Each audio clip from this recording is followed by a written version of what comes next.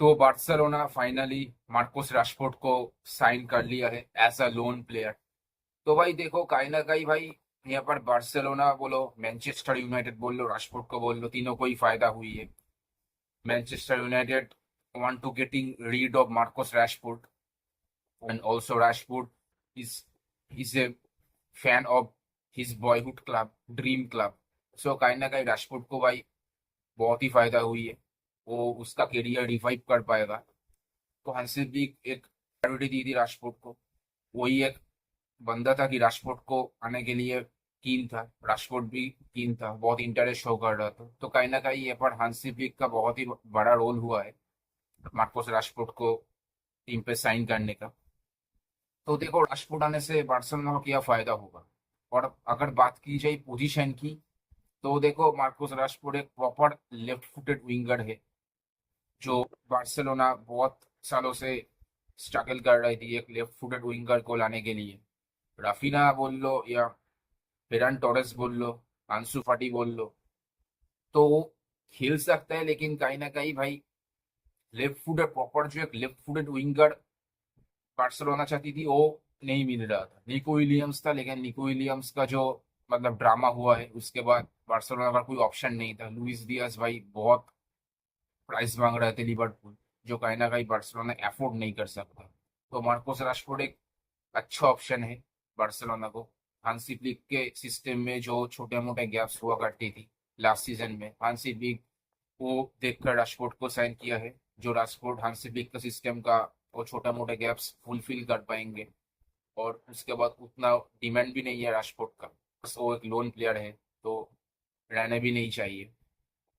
और Lewandowski 37 turn कर रही है नेक्स्ट मंथ। तो लेवेंडोस्की तो हर एक गेम तो नहीं खेल सकता है ना, तो कहीं ना कहीं Rashford as a centre forward role भी निभाएगी, फॉल्स नाइन भी निभाएगी, और लेफ्ट फुट विंगर तो है ही। तो कहीं ना कहीं भाई एक बहुत ही अच्छा साइनिंग किया है बार्सिलोना ने। आप देखते हैं राशफोर्ड कैसा सिस्टम में अडॉप्ट करती है। देखो, राशफोर्ड एक अच्छा प्लेयर है नो डाउट, लेकिन हर एक मैनेजर का सिस्टम में तो सब प्लेयर ठीक से क्लिक नहीं हो पाता है ना। तो देखते हैं अब क्या होती है। लेकिन बहुत ही अच्छा डील की है बार्सिलोना ने मार्कोस राशफोर्ड को। ये डील से मतलब अगर राशफोर्ड क्लिक कर गई, तो बार्सिलोना पर वो परमानेंट भी ज्वाइन भी कर सकती है। मैनचेस्टर यूनाइटेड और बार्सिलोना के बीच एक नेगोशिएशन भी हुई है, एक परचेस एक्टिवेट करेंगे। तो अब देखते हैं, अगर राशफोर्ड अच्छा खेल देती है, तो राशफोर्ड का करियर भी रिवाइव हो जाएगी। आप सोच सकते हो, एक मैनचेस्टर यूनाइटेड का वॉश्ड आउट प्लेयर अगर बार्सिलोना पर एक सीजन अच्छा खेल दिया, तो मतलब वो स्टार बन जाएगा बार्सिलोना पर, उसका करियर रिवाइव हो जाएगा। तो एक क्रेजी बात है भाई। देखते हैं, आप समय ही बताएगी। दूसरी तरफ हुगो एकिटी के लिवरपूल परमानेंटली ज्वाइन कर लिया है 95 मिलियन पर। तो भाई फ्रंट लाइन हुगो एकिटी के, राइट साइड मोहम्मद साला, लेफ्ट साइड कोडी गैक्पो और लुइस दियाज अगर चाहती है तो, और अटैकिंग मिडफील्ड में फ्लोरियन विल्स। तो भाई बहुत ही मतलब एक तगड़ा कॉम्बिनेशन है अटैकिंग साइड में लिवरपूल का।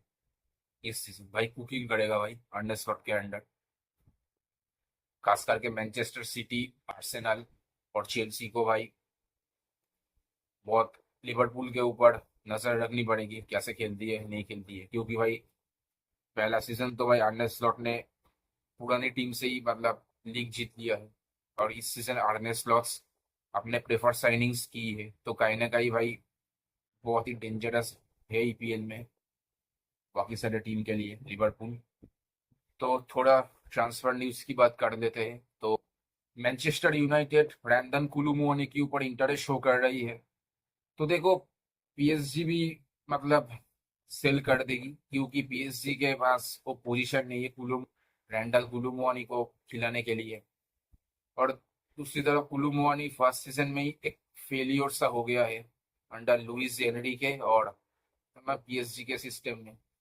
उसके बाद जुवेंटस में भेज दिया था, जुवेंटस में भी उतना कुछ खास नहीं कर पाई है। तो कहीं ना कहीं भाई पीएसजी अब सोच रही है सेल करने की। अगर मैनचेस्टर यूनाइटेड एक अच्छा खासा ऑफर देगी, तो क्या ना कहीं मैनचेस्टर यूनाइटेड अच्छा सा ही ऑफर देगी, 60 से 70 मिलियन। तो पीएसजी शायद सेल कर सकती है लंदन कुलुमुआनी को। और मैनचेस्टर यूनाइटेड को एक स्ट्राइकर भी जरूरत है, क्योंकि बहुत सारे प्लेयर्स निकल भी सकते हैं। राशफोर्ड बोल लो, सैंचो बोल लो, राशफोर्ड तो हो ही गया, सैंचो बोल लो, ग्रानाचो बोल लो, एंटोनी, तो कहीं ना कहीं अटैकिंग लाइन थोड़ा फीका पड़ गया है। तो यूनाइटेड को एक विंगर या स्ट्राइकर तो साइन करना ही चाहिए इस सीजन में। तो जेकोबो रमोन फाइनली कुमो पर ज्वाइन की है 2.5 मिलियन पर। रियल मैड्रिड एक सेल ऑन क्लॉज और एक बाईबैक क्लॉज भी लगाएंगे। तो देखो, अगर सच बताऊं तो जैकोबो रेमोन को सेल कर कर मुझे लगता है रियल मैड्रिड शायद थोड़ा गलती की है, क्योंकि देखो डिफेंस उतना अच्छा नहीं है। क्योंकि देखो अलाबा का तो इंजुरी हमेशा ही रहता है, एक इंजुरी प्रोन प्लेयर है। मिलिटाओ का कोई भरोसा नहीं है, रूडिगर का भी कोई भरोसा नहीं है, एसेंसियो मतलब उतना अच्छा नहीं खेल पा रही है। तो कहीं ना कहीं भाई मुझे लगता है जैकोबो रेमोन को रखना चाहिए था। वो दूसरी बात है, अगर रियल मैड्रिड इब्राहिमो कोनाटे और सालिबा को इस सीजन अगर लेके आती है तो वो अलग बात है, लेकिन कहीं ना कहीं भाई मुझे लगता है जैकोब रामन को एक ऑप्शन में रखना चाहिए था। तो कहीं ना कहीं मुझे मेरे पॉइंट ऑफ व्यू से थोड़ा रियल मैड्रिड ने यहाँ पर थोड़ा गलती कर दी है।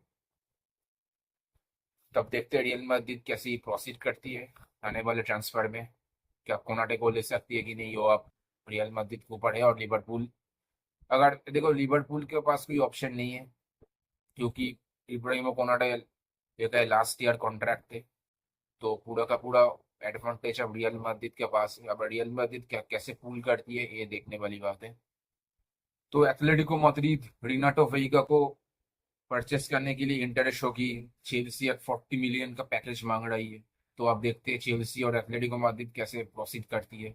और दूसरी तरफ अल्वारो मोराटा कोमो पर ज्वाइन करेगी एज सुन एज गैलेक्टासराय पर विक्टर ओसिमेन का डील कंप्लीट हो चुका है। विक्टर ओसिमेन गैलेक्टासराय पर साइन कर ली है, तो अब अल्वारो मोराता आपको मुंह पड़ जाएगी। तो अगर वीडियो अच्छी लगी है तो like share comment and subscribe करना। मिलते हैं नेक्स्ट वीडियो पर।